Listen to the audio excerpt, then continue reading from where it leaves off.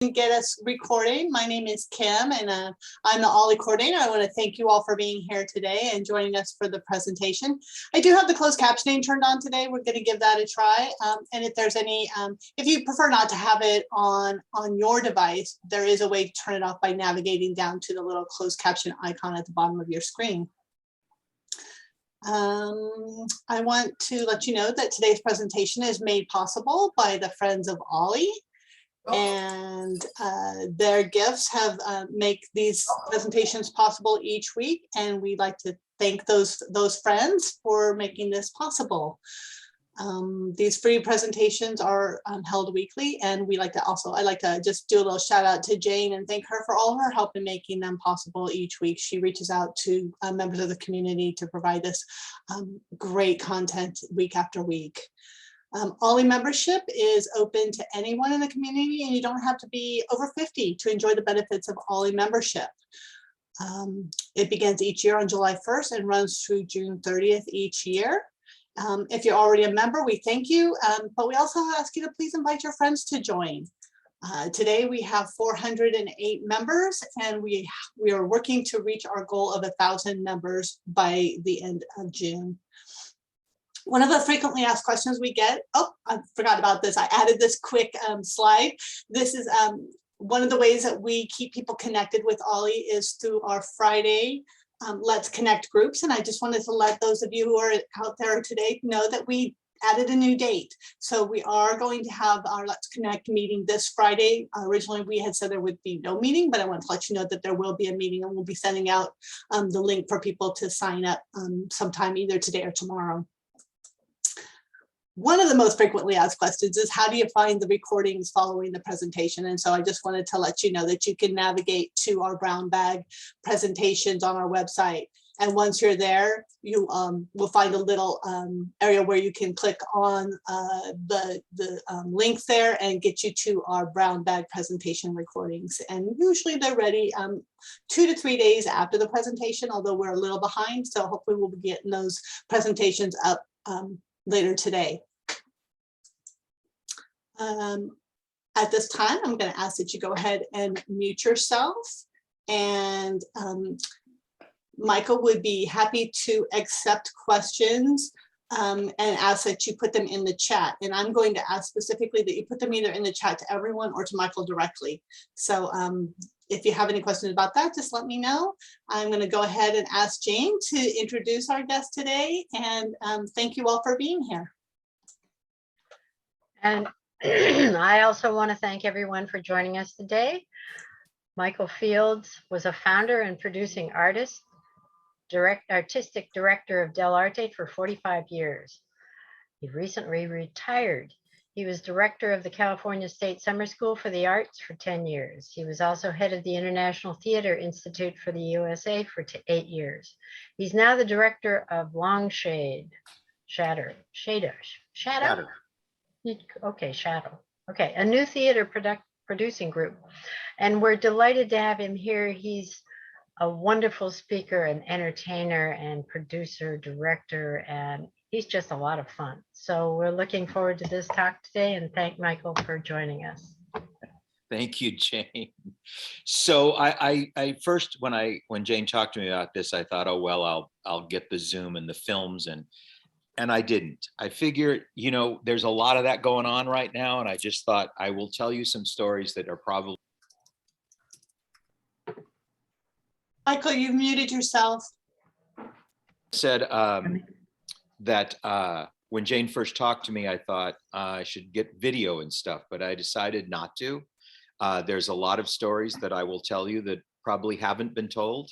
I had a title for a book I was started to put together called The Good, the Bad, and the Ugly, because that's really what this is. And the title of this is kind of lifted from a book by Stanislavski, famous teacher of acting, Russian guy who wrote about his life in the theater. And I guess the most remarkable thing I can say to start is it's really unusual to have a life in the theater. And I feel more and more every day very, very lucky to have been this and continue to do this. It is hard financially. It's hard on relationships. and it's difficult to maintain a kind of momentum over time. So last fall, I was very lucky to take a course at Harvard. And as my father said, I'm not farting higher than my ass when I say this. I got to take a class at Harvard in what's called public narrative, which is the guts of community organizing. And I won't go into it here, but there's 3 parts of it, which I think are interesting. One is the story of self, the story of us, and the story of now. So all of us have a story of self. We have a story of our lives that brought us to this point in time. And it's usually really compelling. Why did we make the choices we make? Why did we ended up here? I know, Bernadette, because of Alaska, you ended up here, right? We have stories that mark our journey and choices we make. And then the story of us is, how does that connect to other people? And the story of now is, if you're asking people to get on board with the project, why now? Why is this moment in time the essential moment to engage with something like that? So that to me became a very powerful thing to think about. And I will begin this with the story of us with one caveat. I'm the oldest son of an oldest son of an oldest son. And in the Irish tradition, you're the oldest carries the stories. There's a word for it in Gaelic. It's called the shanashi of your family. And those are the stories that you carry. So the tradition is an oral one, not a written one. And at family gatherings, one of your job, aside from usually imbibing a lot of alcohol, is to tell these stories in a way that the other parts of the family can continue to tell them to the next generation, and so on and so on. So this is a little bit of a shanashi, this little legend right here today. So a bit of my story of self. When I grew up in Kirkland, Washington, which is up near Seattle, right across the lake. My parents actually met on the ferry across Lake Washington before there was a floating bridge. Kirkland was a tiny working class town when I got there. And it was not the fancy Microsoft heaven it is right now. Side story, my little sister, who's 15 years younger than I, right out of school, got hired by this guy, Bill Gates, as his personal librarian. She retired at 38 and hasn't worked since. We're all envious of my little sister. Fate steps in. So my father came out of World War II on GI Bill, first of his family to go to college. He went to Seattle University, which is a Jesuit university, and he fell in love with the Jesuits. He wasn't Catholic. He never became Catholic. He thought, I asked him once and he said, I just can't make that damn leap of faith. You know what I mean? So it wasn't about the religion. It was about, he said, the Jesuits taught you not what to think, but how to think. And so he sent us all to Jesuit schools. So I went to Seattle Prep, which was an all boys Catholic Jesuit school in Seattle. I don't know how my parents afforded this. It wasn't super fancy. And they had the #1 football team in the state of Washington. And I was an all-state middle linebacker, football for Seattle Prep. And the day I turned 18, I had visions. I had visions of a football career. I got to tell you, I wasn't big enough and I wasn't fast enough. But I really wanted to play football. And the University of Washington recruited me. So the day I turned 18, I got drafted to go to Vietnam. And the way they did it then, if you remember, they sent out, it was a lottery. So your birthday gets put into a big can and they spin a thing and they pull your numbers out, just like the lottery you win money at. And my birthday was lucky number 5. So I was reclassified 1A and given an induction date a year later. They made you wait a year, which I thought was kind of also horrific. So I'm now get drafted. The day I pulled my draft card, a friend of mine said, let's go see this theater piece. And I had no interest in theater at this point in my life, none. My neck was like this. I still don't have much of a neck, but I had those muscles that did that thing. And I was, working on that, let's put it that way. But my friend was really cute. And I went with her to the University of Washington to see the San Francisco Mime Troupe. And if you don't know who they are, they don't do mime. They're an avowedly political theater. and they're based in San Francisco. And they were doing a play outside in the quad called A Dragon Lady's Revenge, which was all about my life. It seemed to me at that point in time. They had, it was about drugs, it was about the war going badly, I mean, all of it. And I was kind of transfixed in that moment. So at the end of it, I walked up to them and I said, can I join your company? And they said, no. Because I didn't know anything, you know, it's like some strange. And I said, well, what can I do? And they said, well, you could join a guerrilla theater company. And I said, okay. I didn't know what that meant. I kind of was afraid it was dressing like a gorilla somewhere. I was very naive at this point.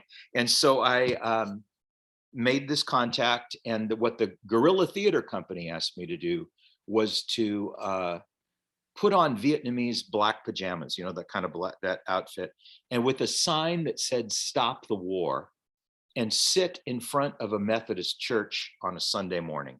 This is 1968. So this was not the happy time of the Vietnam War.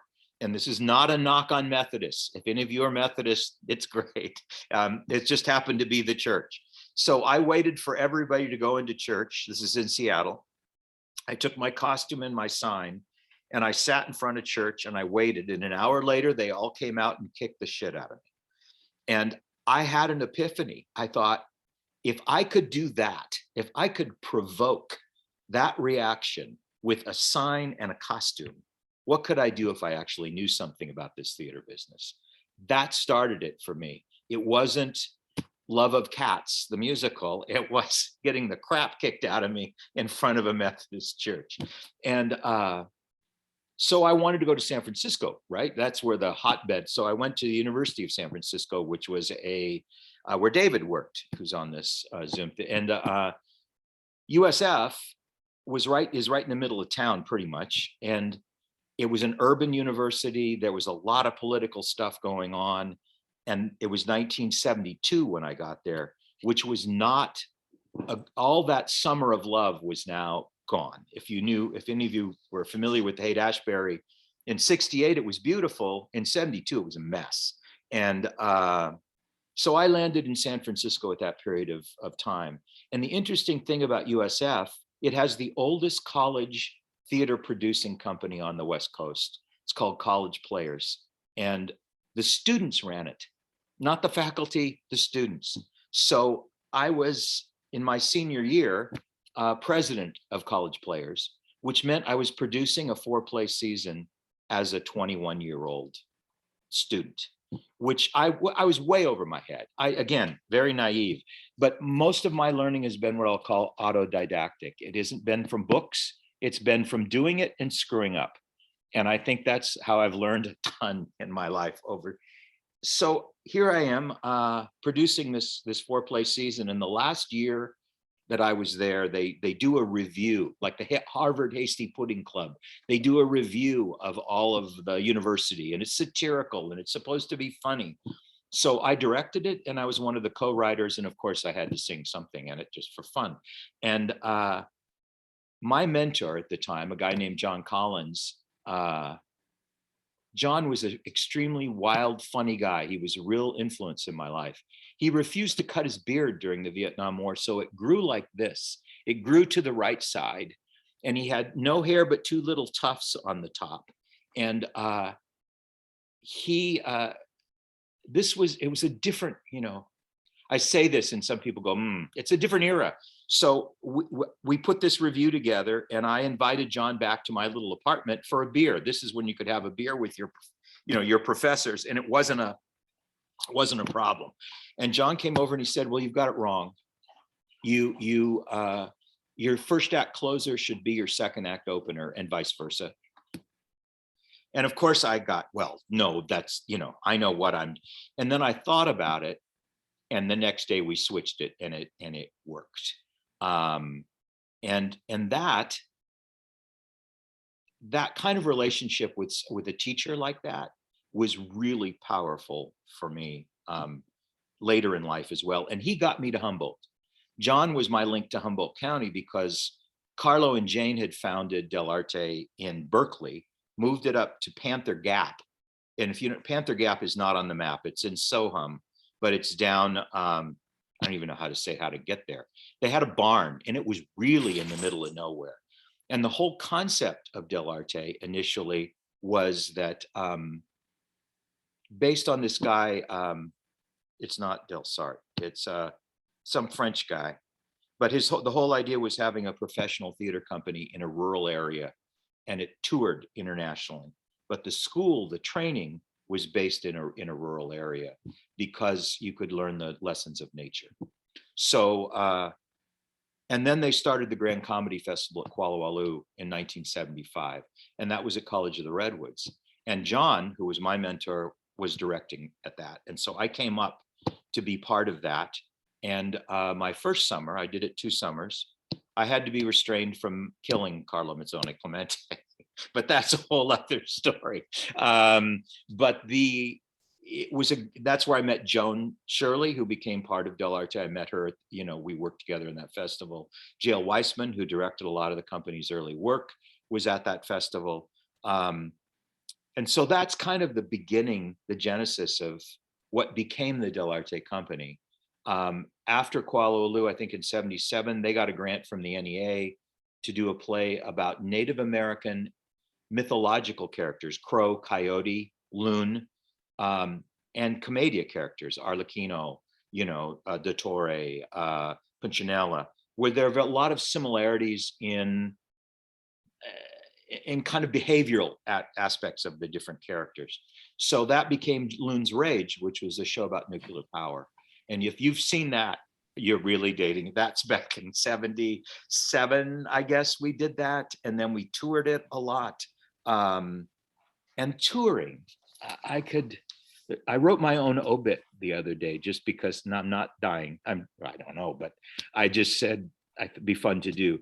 But touring to me was such an amazing part of my life, in that, so this is before cell phones, before credit cards, everything was cash, and we're a poor company on the road. And we were convinced, wrong advice, to tour in an old, like a 1956 Studebaker sedan that one of the actors owned. And we were driving down I-5 to some gig somewhere, I don't remember, and the car caught on fire from the inside. It wasn't an engine problem. Some wiring was burning the car from the inside. And one of the actors was what we would call now a speed freak, who was driving, and he insisted nothing was wrong. And I said, the car is burning from the inside, you know, and those were almost daily occurrences on tour with people, and you don't have any money. And so we had to spend the night at a kind of little tiny hotel right next to a stockyard where they were shooting cattle all night, and for butchering the next day.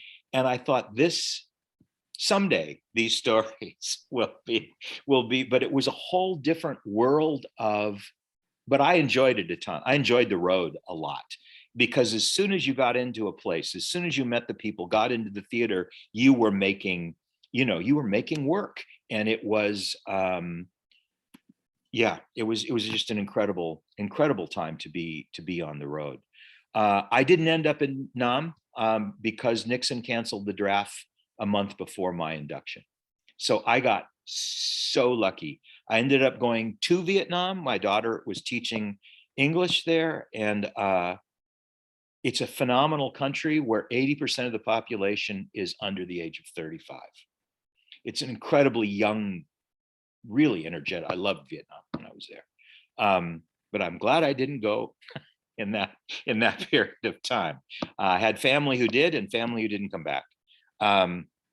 So in Dell Arte's history, the next piece we did was based on a comic book by R. Crumb called White Man Meets Bigfoot, which is about a white man, a little guy who works in some kind of thing, and he falls in love with a female Bigfoot who kidnaps him and takes him to live with her in the forest. And R. Crumb, I don't know if you know the underground comic, it's pretty sexual material. It's pretty wild. And we wanted to make it as realistic as possible. So we took the comic book, and it's really based on a comic book, which I think you can still buy, and tried to imagine what would happen between one frame and the other frame in terms of action. Because comic books give you different frames, but what's the movement that takes you from one, like when Bigfoot runs across the city, what does that look like in a staged production? So we had, R. Crumb loved us. He came, we used a lot of his music, and this is the classic kind of stuff. Bigfoot, we did it in San Francisco and Berkeley and sold out. We were riding high on Bigfoot. And Spielberg was trying to make a movie about Bigfoot at this time. So he sent his people in to look at the show and then try to buy the rights for it from us. Because we had the rights to the comic book, we had the rights to the theater piece, and he wanted it all clean so he could make a film. So we were not, again, young. We were very young and naive. And he came in, finally, he saw the show, came backstage and said, I want you to negotiate this with my people. So as the company manager at the time, I'm negotiating, and I said to our people, the Dell Arte people, what do we want? What do we want out of this? And we all agreed we didn't want the money. What we wanted was them to produce Bigfoot in New York City in a good theater space, not necessarily Broadway, but in a good theater space. So they flew me to LA, and a car picked me up. This doesn't happen very often. The car picked me up, took me to the edge of a cliff north of Santa Monica.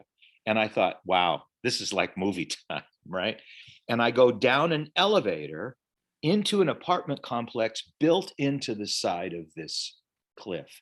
And I am met at the door by a guy who seems to be about 145 years old. His name was Seymour Morgenstern. He was absolutely brown as a nut, you know what I mean? Like he'd been in the sun forever. And I forget her name, but whoever his housekeeper was topless, walking around serving little drinks. And I thought, this is a world I had no clue how this was. And he said to me, okay, well, we'll first we'll do it in LA, and then we'll take it down to this, and then we'll do it. And I said, no, we're not going to do this. If you can't give us what we're really asking for, then we're not going to do it. So we didn't. And we might have made a horrible mistake there, but that's life. Harry and the Hendersons opened a year later. Wasn't a Spielberg movie, but there was a race to make a Bigfoot movie going on. And it's interesting what happens in other cities that influences what happens here in Humboldt. So some of you have probably seen the Scar Tissue Mysteries. We did 3 of them, right? And Joan Shirley is fabulous as Scar Tissue, a female detective from Humboldt. And the first one was about what used to be what's called the Fish Wars up in the Klamath, where they created a special court for Native American fishermen and tried to really stop the native fishing on the rivers, which didn't work, thank God. But so the play was based on that, but it was based very much in the detective genre. So we were reading Raymond Chandler and Dashiell Hammett and all of those great authors to kind of get the vibe and the language and the storyline for this. And we took we went to LA to this little theater, it's still there, called the Odyssey. And they're called waiver houses. Waiver houses are under 99 seats. And you don't have to be part of the union to play these houses. So it's a tiny little theater in Santa Monica, but it was one of the hot new theaters in its era. This is 81. And we go in, we play a weekend, and then we go away to play a college on a Wednesday night and come back on the next weekend. We had 2 weekend run. And I'm sleeping on the floor of a friend's house, and she says, have you seen the LA Times? That's when everybody read the paper. I said, no. And on the front of the calendar section of the LA Times was a review that said, go see this play. And it was us. And we sold out 6 weeks, 8 shows a week in 3 hours. And the owner of the theater just ripped up everybody's contract behind us, because there were other people coming in, but not anymore. And I would look out there, and you could see the whole audience. And you got people from Johnny Carson came to see it. People were there to steal your jokes, basically, but they didn't give a crap about the water war. What they were into was the genre and the comedy, and it was a pretty funny piece. But when we came home, everybody had somehow heard about that review, and that's what got us the grants that and later enabled us to do a bunch of other work, because of the whole situation of, I don't know how, well, I do know how it works, but it's that one review in the LA Times made the company in many, many ways. So this is the bad side. This is the ugly side of the Dell Arte story. Well, there's many ugly sides, but this is one. So when we were in LA playing at this little theater and having this success, we were sending money home. They would pay us. We were getting a hefty cut of the proceeds. We were shipping that home. We got a paycheck. But then, because we are a school and a company, there was a fight. I'm looking at the Zoom screen. There was a fight between the two. And the school decided to fire us when we were in LA. And so I got a telegram, really dating myself, that said, you no longer have the power to write checks. This is da, da, da, da, da, da, da. And it was a very tactically stupid time for the school to do that, because they had like 8 students. So the company was supporting the school with all this money. So I stopped sending it home. I paid everybody. I opened a bank account. We paid everybody in cash every week. And we debated whether we should stay in LA, because we were young and pretty. I had dark hair. Donald was, stunning young man. And we were getting agent offers and film work offers. And we thought, well, we could stay here and do the LA route as individuals, or we could go home to Humboldt and fight for the organization. We decided to come home and fight. So we fired our board of directors, all of them, in one Saturday night massacre meeting. Everything went down, and we reformed the organization.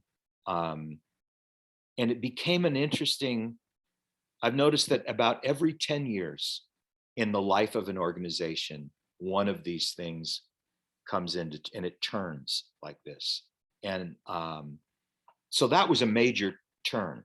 The school went from what I would call the personalities of teachers, where you have like a Carlo, a dominant personality, to a pedagogy, to an actual organized, kind of structure of what gets taught when in order to do what. Carlo left at that point in time, went back to Europe. And so it was a huge transition in terms of what the school was. And then at that time, we started the festival, which is now, well, up until this past summer with COVID, everything got hurt. But it was a big, took a while, but it became a big deal because we started doing plays that were really intended to engage a community about the things happening in this community. And we called it Theater of Place, which is theater about, with, for, the people who are your community, your neighbors, the people you live with. And that started the Corbell series. And the Corbells, to me, it was about a dysfunctional log. We noticed, and this is the late 80s, there was a change of a way of life in this community, because logging as we knew it stopped, became automated. There was, there was a lot of things happened that affected what I would call a strong segment of the working class of Humboldt County. Those who could move, moved. Those who couldn't were stuck here in a very uncomfortable position. So in Blue Lake, we saw that firsthand every day, basically. And it created a whole other, well, it was interesting. Dell Arte, as you can imagine, the building used to get vandalized a lot in the early 80s, because who were these people? Some people used to ask which room we worshiped the devil in, because they heard people shouting and vocal exercises upstairs. There was a lot of suspicion about what we were and what we were doing and who we were. And it translated into vandalism. And one day they made a mistake, the they being basically a group of maybe 15, late teen, early 20s young men who had nothing to do in town. And they stole something, and we came out of the theater. So when I'm talking about Joan Menken, who unfortunately has passed on, great actress, Donald, who was one of our acting partners forever, me, our stage manager, who at that time was Keld Leith, who went on to run a program, the program at CR. And all of us, well, Joan and Donald are trained in martial arts. I have enough martial arts to be dangerous to myself. And it looked like West Side Story on the street. It was like these two, local kids and these theater guys coming out of the theater. Joan Menken stepped into a spinning back kick and knocked one of them out before anything was said. And that ended vandalism in Blue Lake for a decade. We had no problem with anybody ever again in that town. And then what changed it was we started a program in Blue Lake School. So every kid in the 8th grade did a performance in our theater with their whole class. And that was the introduction of everybody to the theater. Because, you can't think that theater's like church.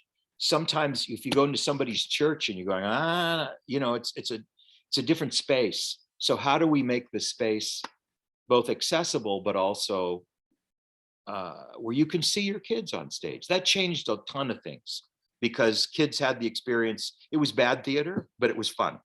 It was a lot of fun. And the amphitheater, we created that to do the same thing, where people could come, sit on the grass, bring your food. There's no restrictions in terms of things, and you can be there and experience the work. And the Corbells, we created a family that was pretty dysfunctional. Joan played the matriarch of this family, and she died in the first piece by committing suicide by sticking her head in a microwave. Doesn't work. You can't actually do that. So the play was a funeral, and her body was in the theater as people walked in. They had to pass her body in a coffin. And then there were flashbacks. Everything came back. And Donald and I played her sons. The son that I played had many logging accidents. He lost pieces of himself in many different accidents. And then the son Donald played was a transvestite from Vietnam vet who dressed as a woman, and everybody thought initially it was a friend of the family. It was Donald. But these plays, to me, there were 4, 5, 6 of them we did of Corbells. And it's almost like writing a contemporary soap opera of your community. And they had great power and great following. And the most powerful moment, which is the one I'll tell you, is at the end of the second one, we were writing these plays. We would go off the grid. Even then there was a grid. So we would go up to Butler Flat, which is on the way to Forks of Salmon. We had a friend there who had a cabin, and we would write the plays in that cabin. No phones. And I was making a fire in the stove because you have to keep warm. And I was reading the Siskiyou something Times or whatever they have, a little weekly paper. And they had an article about the Siskiyou unorganized militia. And you take those 3, make an acronym, and it's SCUM. So we created a militia that was called SCUM that wanted to plug up all the toilets in the Eureka courthouse because of, it was a stupid idea, but it was, so we, at the end of the play, the FBI, not the real FBI, rappelled off the roof of Dell Arte and surrounded the audience, all of these people with fake guns, with FBI on their suit. And they said to the audience, "Give us Tommy Dugan." This is my character, who'd organized this stupid thing. And we had, I don't know if you know what a shill is, but a shill is somebody you plant in the audience to do something for you.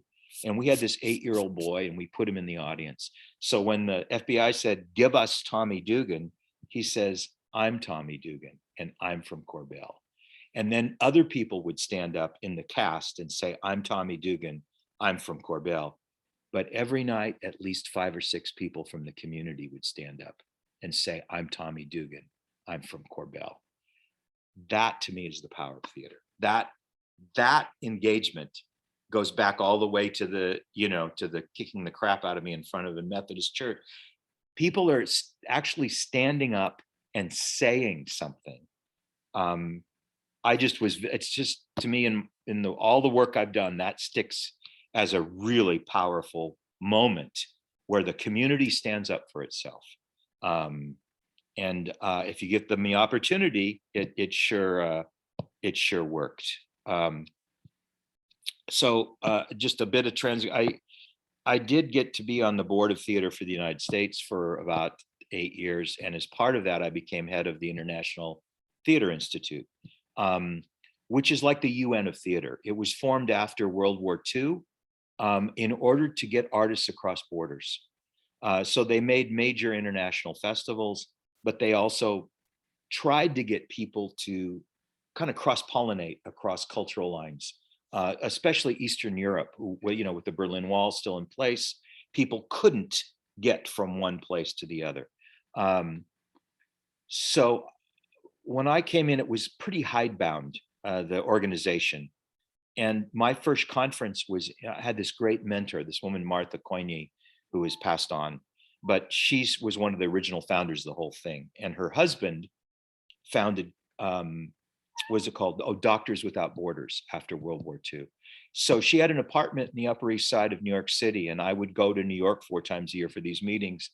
And you know how that little red light on your phone in your hotel room, this is really old, it would be lit before I got in the door, and it would be Martha saying, "Come on uptown now." So I would find my way to the subway, get uptown, and she had an apartment on Fifth Avenue overlooking Central Park, but it wasn't fancy. And I walked in the door, she had 2 dogs, and they both ran, and kind of, dogs will stick their nose in your crotch. You know how that, they run at the door. And Martha said, I'm making you a drink, keep the dogs off the table. So this apartment was littered with the detritus of, I don't know, 50 years of being traveling internationally. And so the dogs start licking something on the table. So I have dogs, I know dogs. I grab them both, I make them sit down, and I look at what they were licking, and it was the Tony Award for Lifetime Achievement to Martha Coigny. And I'm going, you're just not in, you're not in Kansas anymore. You know what I mean? The world and the landscape has changed so radically. But she was my mentor, and I was in Marseille for the World Congress. I have not been to France. I've been a lot of places, but not France very much. And so it's like the UN, they seat you by country. And we're walking down the aisle of this mass Palais de Royal and all the rest of this stuff. And the guy in front of me drops to the ground. He's younger than I am. And as you would, I reached down to help him up. And he said, "Don't worry, it's just the bullet wound." And I said, "What?" And he said, and then we were in the Eastern European section, and everybody starts lifting their shirts and showing their bullet wounds. And this is, again, I realize that we have it pretty good. We had it pretty good. You know what I mean? That because their theater was formed out of deadly conflict. This young guy who I met, his name was Larry Zappa. He was Croatian, and he got to be head of ITI because his boss was killed in one of the conflicts there. So it puts a different turn on the whole way I started to look at things because of the international side of it. It was also one of the most wonderful misadventures I had in Marseille. You could take a little bus back, or you could walk back. And since I had never been in Marseille, I wanted to walk because I could see more and just feel it different. So I walked back, and I find myself on a bar street, and I did try to take a different way back. And this beautiful woman is standing in front of the bar, and she turns to me and she says, "Michael, you're a very beautiful man."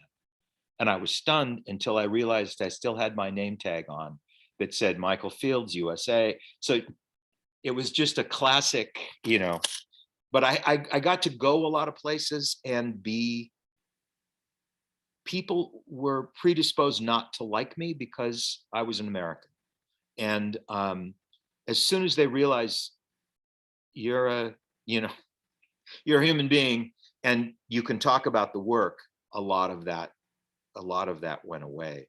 But a lot of the you know, it also translates into our sense of humor. And I'm wondering where comedy is right now. And I'll get to that in a second. But you know, in Denmark, my ex-wife is Danish, so my kids are half Danish. So I spent a lot of time in Denmark, and I love the country. But we played the Aarhus Festival. Aarhus is the second biggest city, and it's about this. It's the San Francisco of Denmark compared to Copenhagen. And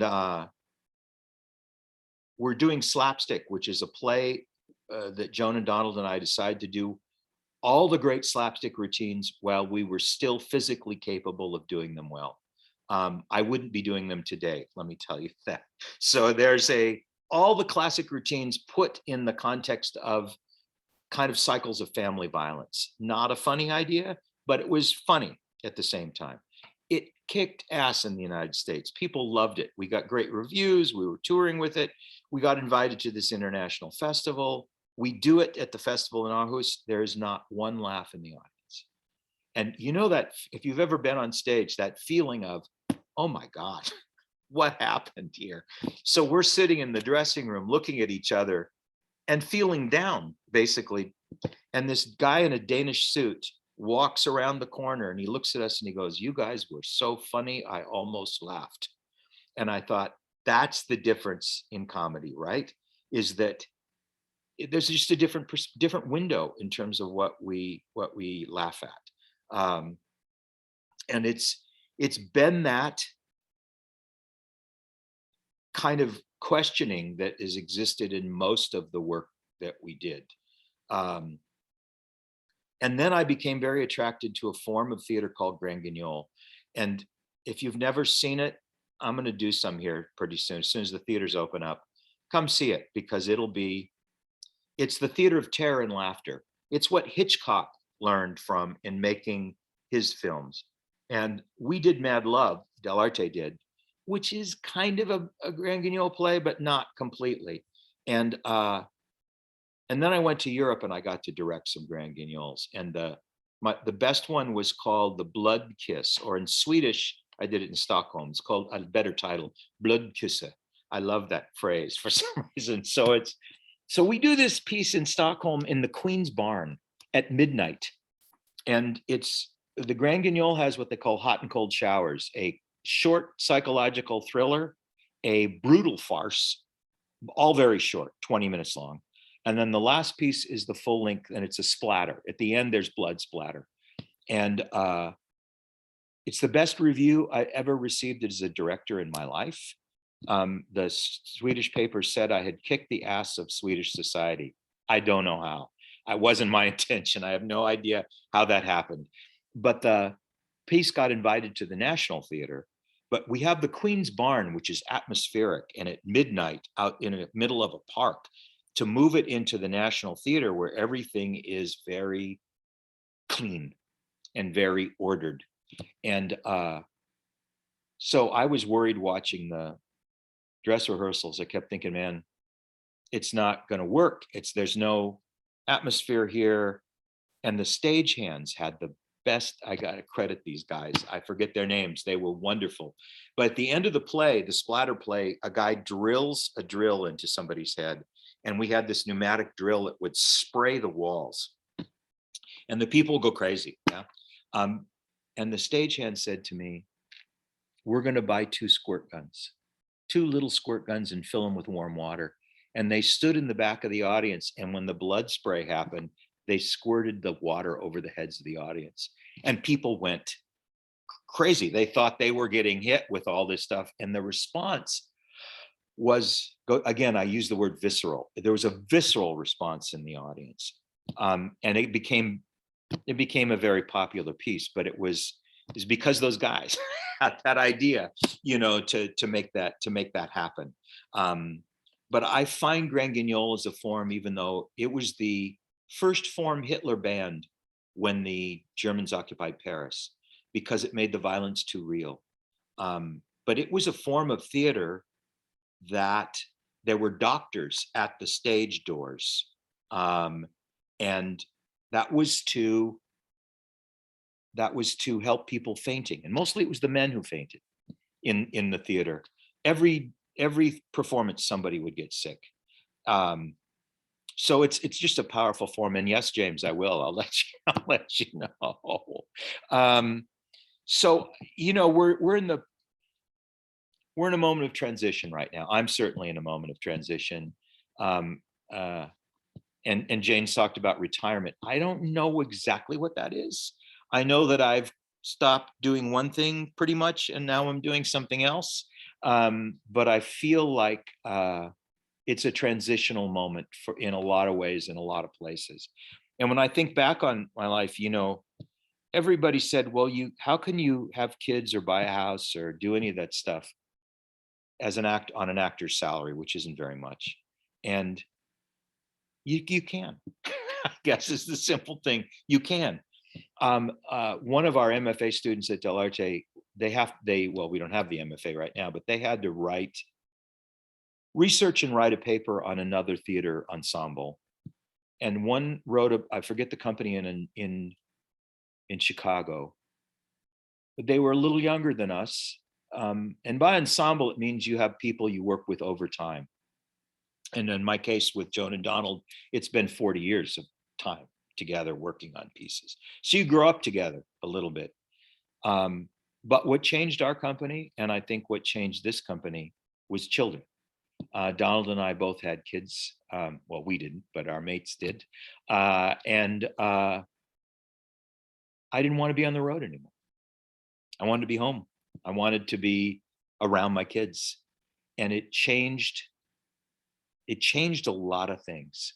And we had a consultant, good God, if you're in the arts, consultants are something you get to know well. But this consultant came in and said, did a histogram.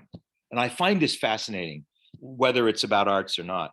We took the walls of the theater and we put these big butcher sheets around, and we just started the year. Dell Arte was founded in 71 in Berkeley, and it came here in 74. That's when it moved to Blue Lake. And you notate who's involved and what roles they played. You write what is happening in the world.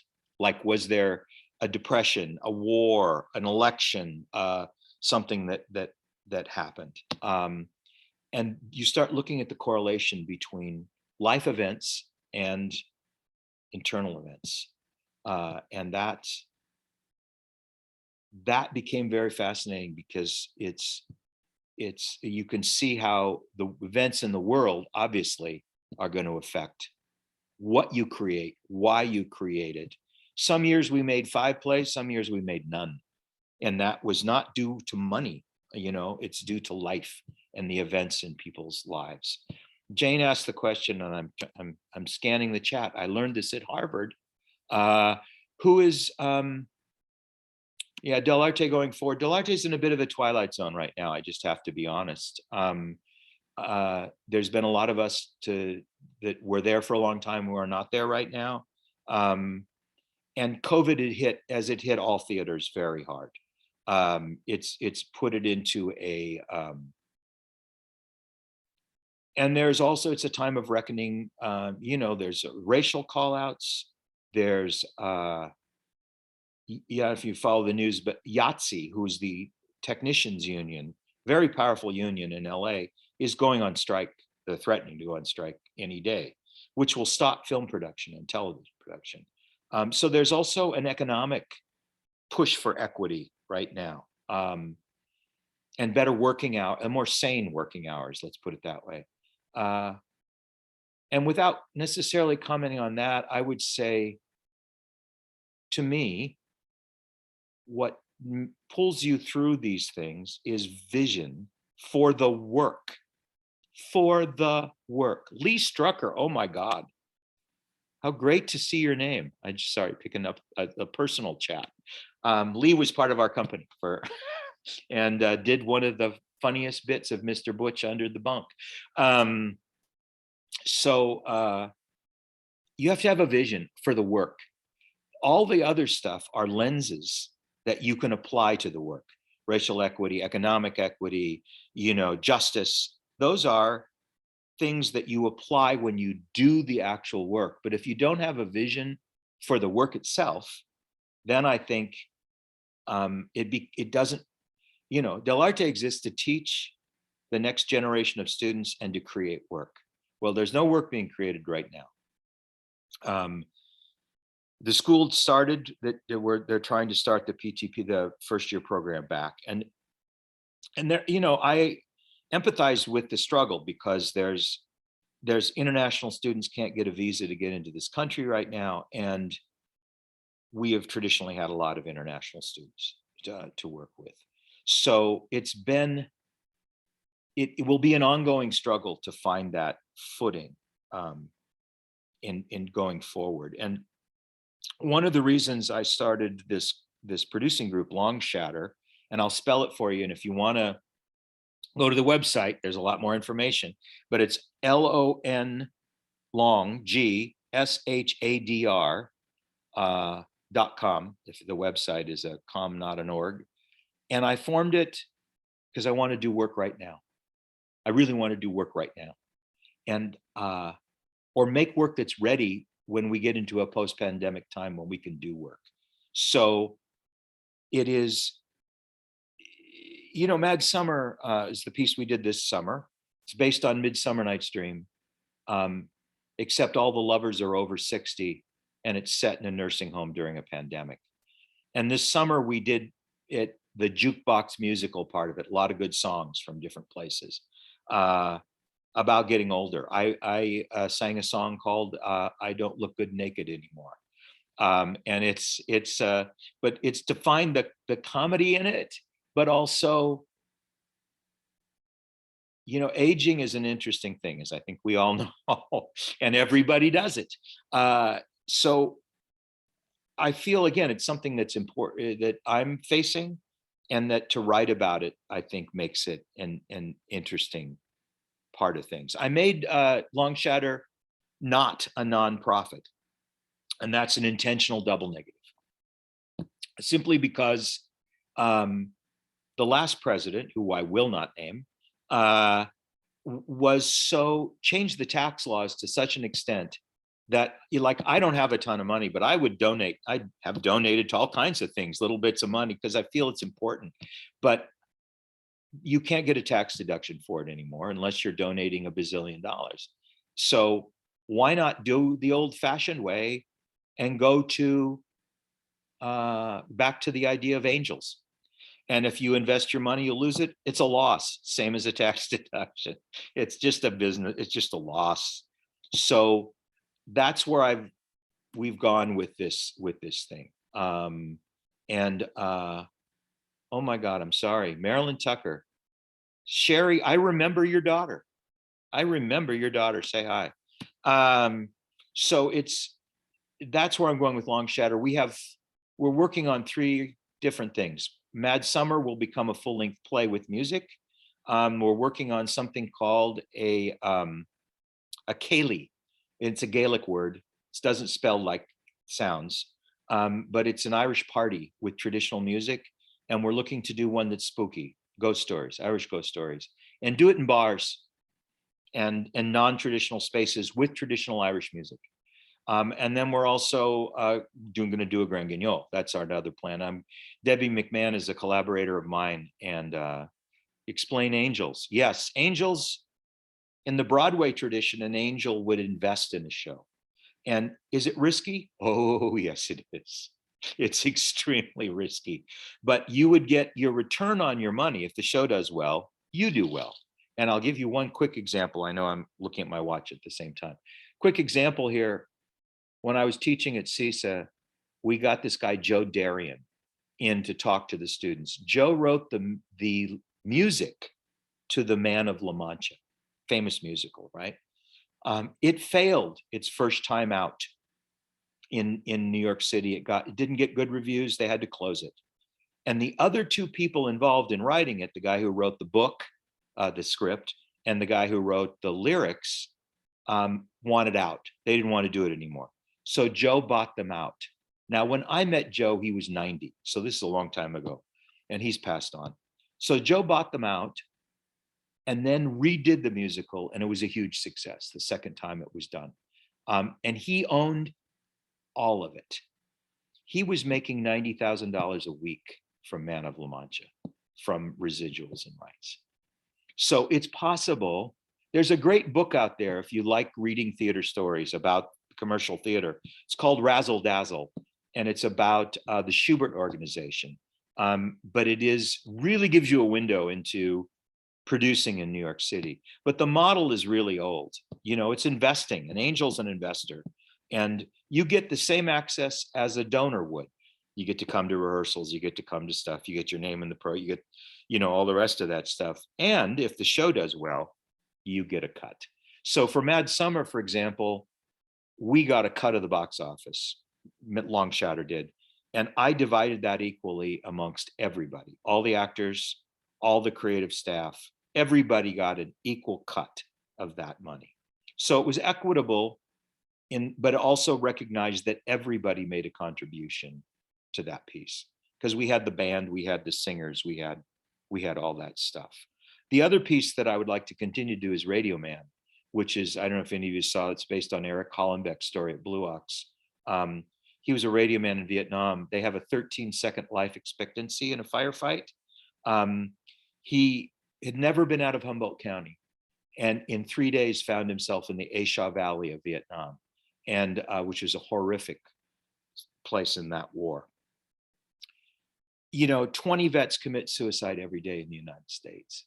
And one of the things that compelled me about that play is we had an audience of mostly vets, mostly over 55, who wept during this piece.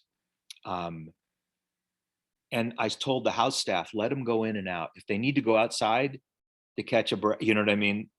Let them back. We're not going to make that kind of. It was so powerful to watch the audience, for me, respond to stories. Again, it's the stories of their lives in this con. But part of what Eric did with founding of Blue Ox, and self-confessed, I'm president of their board. What Blue Ox is doing is bringing vets to work with their hand.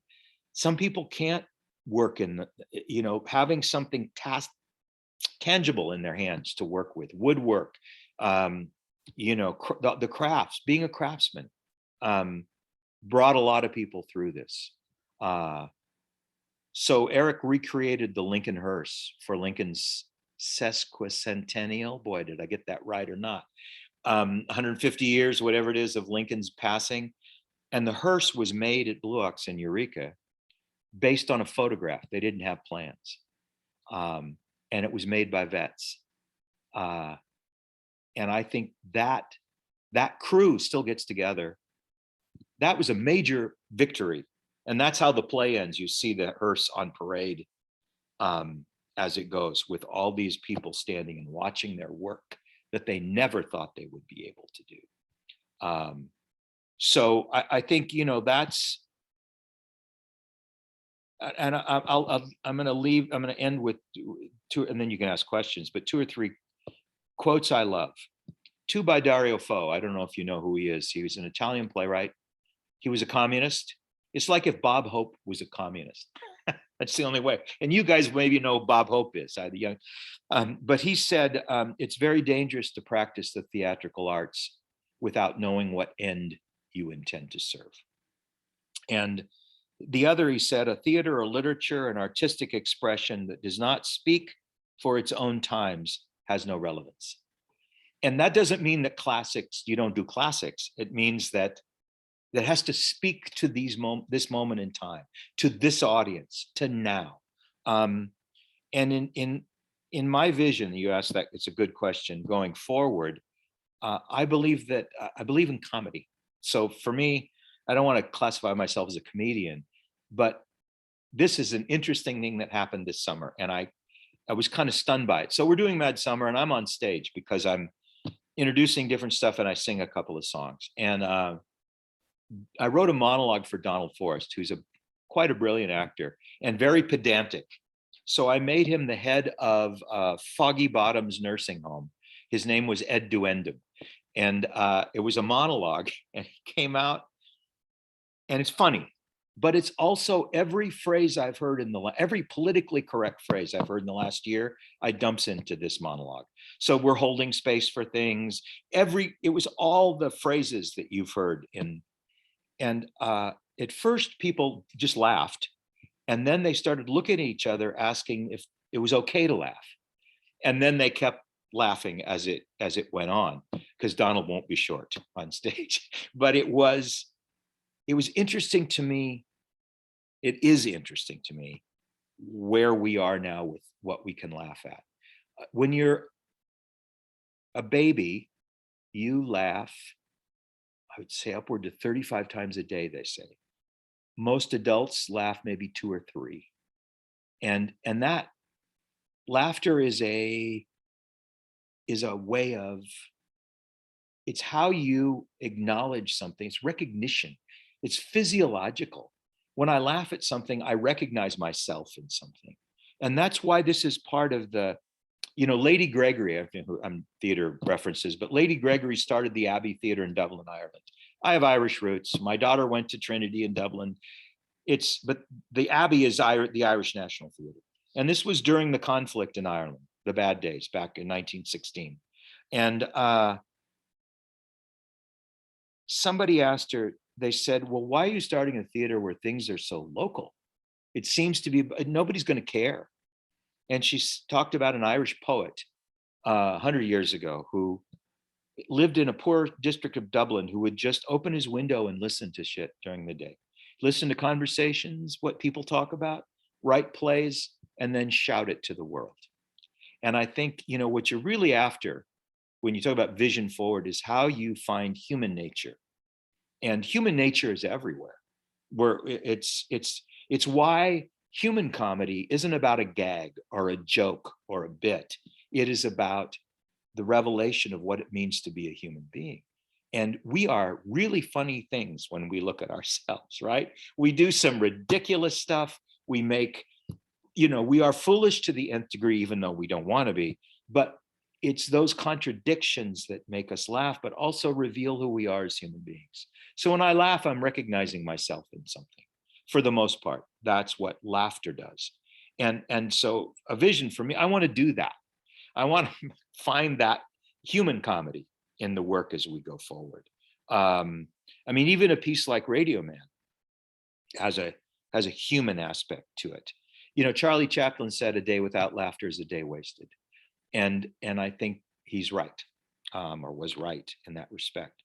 The other thing I struggle with, I tell you the truth, is how to be an elder. I'm not super old, but I'm not young anymore. So how do you become? What is that role? And what's possible right now in this moment in time? I've mentored several different, in a relationship with different people in different theaters. I enjoy that. And it's something that because we've all lived, this goes back to the story itself. We've all lived these lives. We learn something, hopefully. We have something to give back to everything. And I think that's the vision. I want Longshadr to producing work. You know what I mean? It's that's the key. And if this is a bad joke, it's off color, so forgive me. It's not appropriate, but most jokes aren't. I'm going to leave this joke, and then I will say open it to any questions you might also have. It's my favorite joke. It's my favorite joke in the world. So this penguin is driving over to the coast in his convertible. See, it's already funny because penguins don't drive, right? And he's driving over the coast, and it's hot outside, and his car starts to miss. It's not working right. So he manages to limp it into a little town right before the coast, and he pulls in, and he gets a mechanic to take a look at it. And the mechanic takes a look at it. He says, "Listen, give me an hour and I'll tell you more what's going on with your car." So the penguin says, "Cool, I'm gonna go get some ice cream." So the penguin goes to a little ice cream store and gets himself a huge vanilla soft ice cream cone. And he's a penguin, so he makes a mess of it, right? He has flippers, he doesn't have hands. So there's ice cream all over the penguin, and he goes back into the mechanic shop, And the mechanic says, looks like you blew a seal. And he said, no, it's just the ice cream. So that's my favorite joke of all time. It always makes me laugh. And I wish I could tell you exactly why. It's something about the penguin, but but I think, you know, for me to find these, how we laugh at some of the, Carlo would say this, and he was right. Life is 51% comedy and 49% tragedy. And when the two push against each other, you get laughter. And it's the tension between those things that I think makes for some of the best moments in theater and often in life, you know. So I thank you all for bearing with me as I tell you all there's so many stories, and I will write this. Doing this has helped me make a list for a book of just these different kinds of not just road stories, but the stories of the collection of stuff over time. And it isn't over yet. Oh my God, there's many accidents yet to come. So I'm looking forward to what else, you know, comes down the line. Anybody got any other questions? Thank you, David. Thank you, James. Pat, good. I'm glad you're laughing. Anybody have any other things? It looks like Aaron has a question. Go ahead. You can unmute and speak away. I just want to say that I've attended and even given one of these talks. I've attended many or most of these talks. This has been the most fascinating, creative, inspiring talk I've heard in years. Oh, thank you. I mean, fantastic. And I think I've sent you a thing. You used to work at the Odyssey Theater in LA. I was on the board there. They were great. I love that place. Oh, and Ron Saucy's still running it. Oh, I'm so glad to hear that. He's somebody went into our theater by mistake. He was playing a ball in Breck's, you know, when we were there, and we said to the guy, "What show are you looking for?" And he said, "Bert Breck's Bob." He had the whole name wrong, but Ron is still there. I saw him recently at a conference. So thank you. That's wonderful. Odyssey was the happening place, man. Yeah, happening. Yeah, the plays there were fantastic. We did, I took my law school there and we saw, what was that play about the Chicago 7? Oh, yeah. Now I'm blanking on the title, but yes. I'm blanking on everything, but he did. Sorry? Good, you know, he did good political work, Ron did. Fantastic, yes. Yeah, for its time. Dear Michael, I just have to tell you that Mr. Butch is still under the funk. Thank you, Lee. Lee Strucker was in a piece we did called Where, and I'm looking for you, Lee. I can't find you. I have probably, let's see. Oh, here we go. Oh, there you are. I see you now. Yeah, Lee was in several pieces, but You Can Be Replaced was a play we did. Was very futuristic. It was set in the future at some corporate testing thing, and yeah, Lee played. Donald played Butch Boland, who died by farting himself to death off stage. He literally blew. Donald was pretty amazing that way. But great to hear your voice.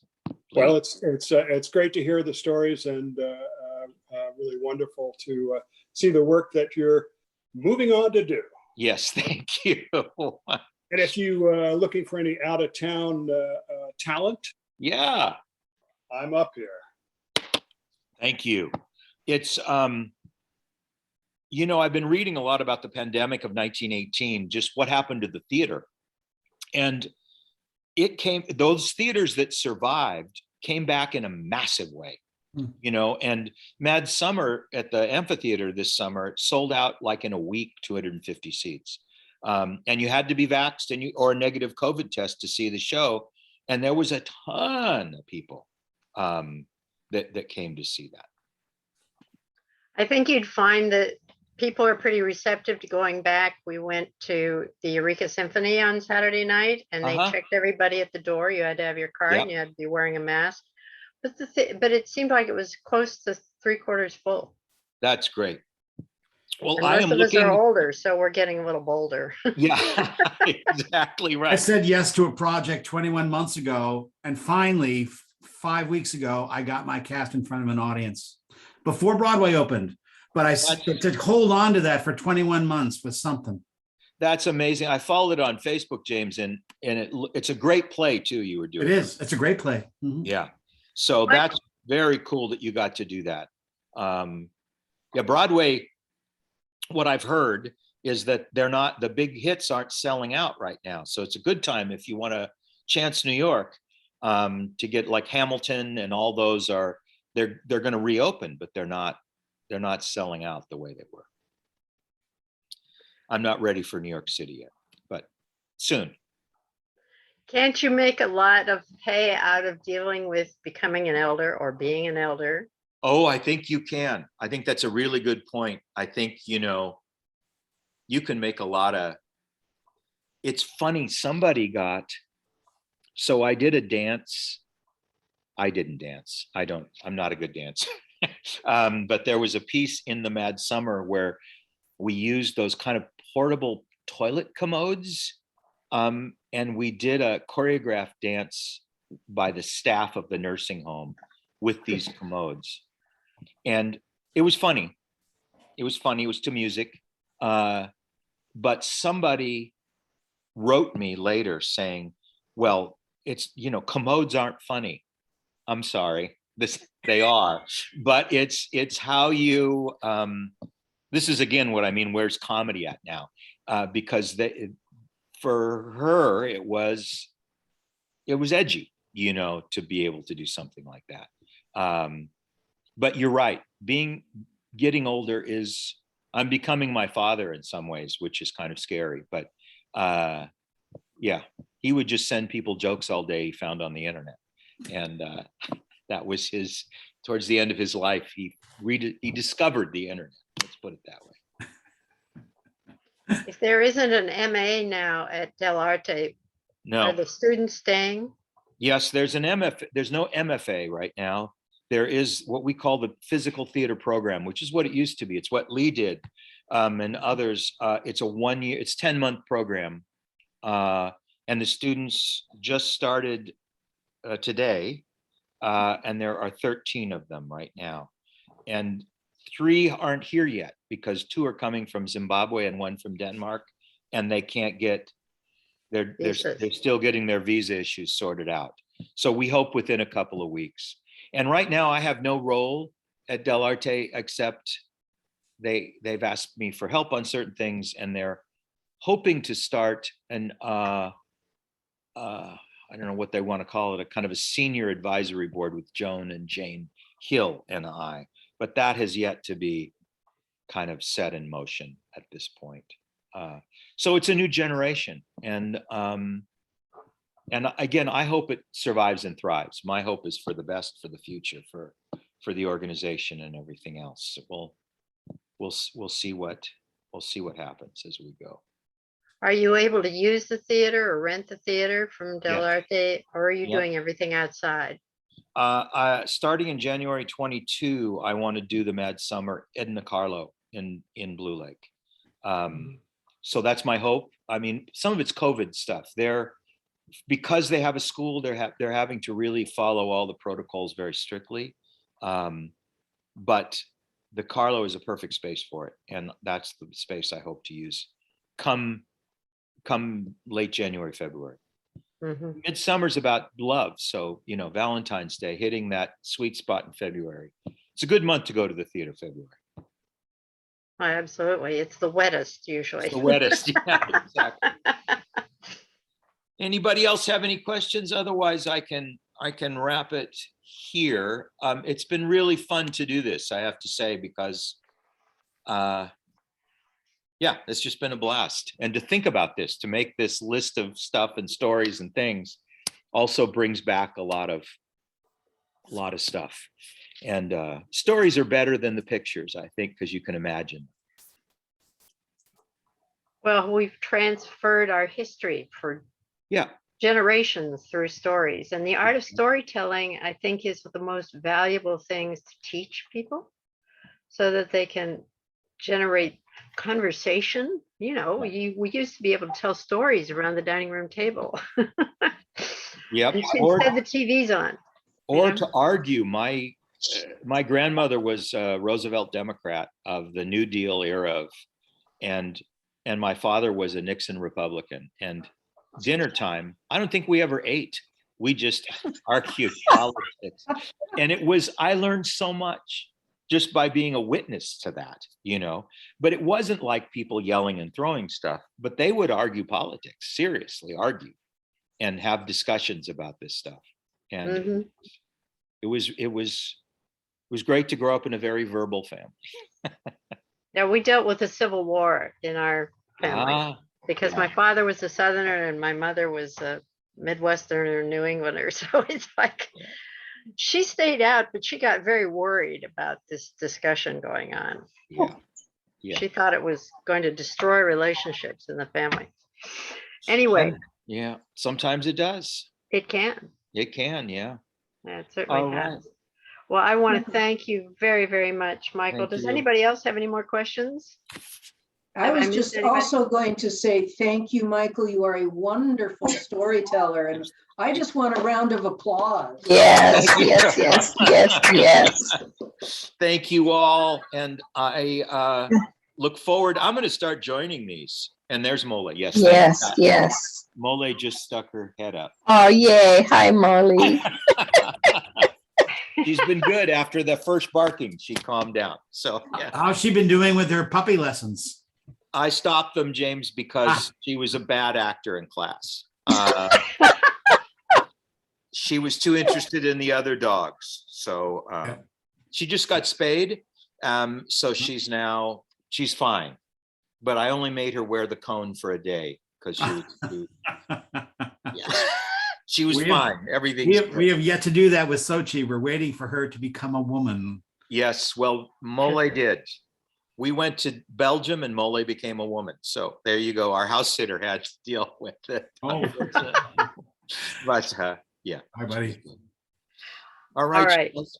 Well, thank you ever so much. And thank Yes. everyone for joining us. Yeah. And I want to say that next Monday, we're going to have Megan Gallagher from Area 1 on Aging talk about new to 60 tips to help plan for the future. Start thinking about how to help ease the aging process for yourself and your loved ones. We'll discuss finances, insurance, home modifications, and more. Doesn't sound half as interesting as your story.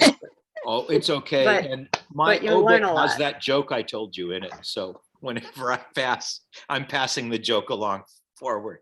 Well, we appreciate that. And Megan's given 2 presentations before, and she's a very thorough and very well prepared. And I always learn a lot every time she gives one. So this should be very good for everyone too. So thank you. All right.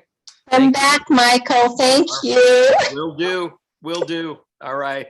All right. Thanks, everybody, for being here. Look Thank forward you. to the next time. Bye-bye. Bye Thank- now. Good to see your faces, y'all. Yeah. Absolutely. We get to see them up close and personal this way, actually.